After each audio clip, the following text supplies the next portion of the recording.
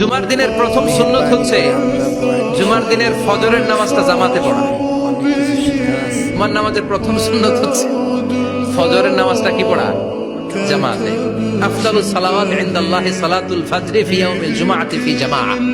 বিশ্বনবী বললেন জুমার নামাজের 15টা সুন্নত মুখস্থ রাখতে হবে। 1 নাম্বার সুন্নত ফজরের সালাত জামাতে পড়তে হবে। 2 নাম্বার সুন্নাহ হচ্ছে আসওয়াক, মেসওয়াক করা। মাতহারাতুন লিল ফাম মারদাতুন লিররাব, মেসওয়াক করলে দাঁত পরিষ্কার থাকে, আল্লাহ খুশি হয়ে যায়। 3 নাম্বার হচ্ছে দুহুন, তেল মালিশ করবেন। বিশ্বনবী জাইতুনের তেল চুলে আর গায়ে দিতেন।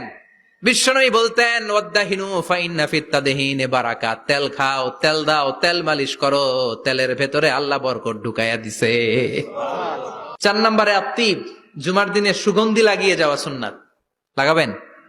লাগাতে রাজি আছেন? ইনশাআল্লাহ। বিরত আইনি ফিস সালাহ, নামাজের মধ্যে যখন আমি দাঁড়িয়ে যাই আমার চক্ষুটারে ঠান্ডা করে দেয় কে? আবার বিশ্বনবী বলতেন আরবাউন মিন সুনানিল মুরসালিন, 4টা সুন্নাত সব নবীদের সুন্নাত। 1 নম্বরে আল হায়া মানে লজ্জা। আরেক বর্ণনা এসেছে আল খিতান মানে সুন্নাতে খাতনা, এটা সব নবীদের ছিল। আর সেওয়াক, সব নবীরা মেসওয়াক করেছেন।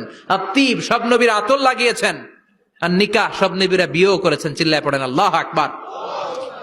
লিবাস আহসানা সিয়াব, সুন্দর জামা পড়া। নট নেসেসারি যে নতুন জামা হতে হবে, পুরাতন জামাও ধুয়ে আয়রন করে পড়লে একটা সৌন্দর্য আছে না নাই? এরপরে ইকসারুস সালাহ আলান নবী, বিশ্বনবীর উপর বেশি বেশি দুরূদ পড়া।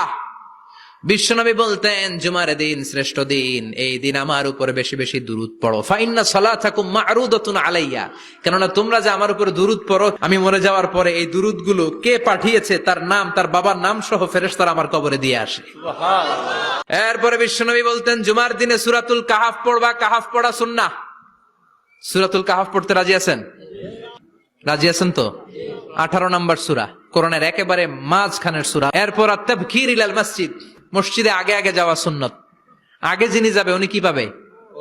তারপরে গরু, তারপরে বকরি, তারপরে মুরগি, মুরগির পরে ডিম না আন্ডা? আন্ডা। আল মাশিউ আলাল ইকদাম, বিশ্বনবী বললেন হেঁটে হেঁটে জুমার নামাজে যাওয়া সুন্নাহ। রিকশা, হুন্ডা, সাইকেল, সিএনজি দিয়ে গেলেও হবে, কিন্তু হেঁটে হেঁটে গেলে সওয়াব বেশি না কম? প্রতি কদমে কদমে আমলনামায় সওয়াব দিয়ে দিবে কে? এরপরে বিশ্বনবী বললেন আদামু তাখাত্তি রিকাবান নাস, মানুষের ঘাড় ডিঙ্গিয়ে সামনে না যাওয়া সুন্নাহ। এরপরে বিশ্বনবী বললেন দুখুলুল মসজিদে রাকাতাইন, জুমার নামাজের দিন মসজিদে ঢোকার পরে 2 রাকাত পড়া সুন্নত। কয় রাকাত? 2 রাকাত। রাজি আছেন? কবলাল জুমা বাদাল জুমা, অনেকে প্রশ্ন করে বাদাল জুমা 4 রাকাত, মসজিদে পড়লে 4, ঘরে পড়লে 2। কিন্তু কবলাল জুমা সুনির্ধারিত নয়, অনির্ধারিত। মা কদ খুদ্দিরা লাক, যত আপনার তৌফিকে কুলায় 2 রাকাত করে করে 2, 4, 6 ইমাম সাহেব খুতবা দেওয়ার আগ পর্যন্ত। আপনি যদি আধা ঘন্টা আগে যান আপনি 10 রাকাত পড়তে পারবেন। চিল্লায় বলেন ঠিক কিনা? এরপরে বিশ্বনবী বললেন ইনসাত, চুপ থেকে খুতবা শুনবা। জুমার খুতবার সময় কথা বলা যাবে নাকি? কথা কন। বিশ্বনবী বললেন তোমার সামনে কেউ কথা বলতেছে, তুমি যদি বলো চুপ করো, এটাও তুমি খারাপ কাজ করছো। চুপ করো তোমার কইতে কইছে কে? চুপ করো বলে তুমি আরেকটা ভেজাল লাগাইছো। চিল্লায় বলেন ঠিক কিনা?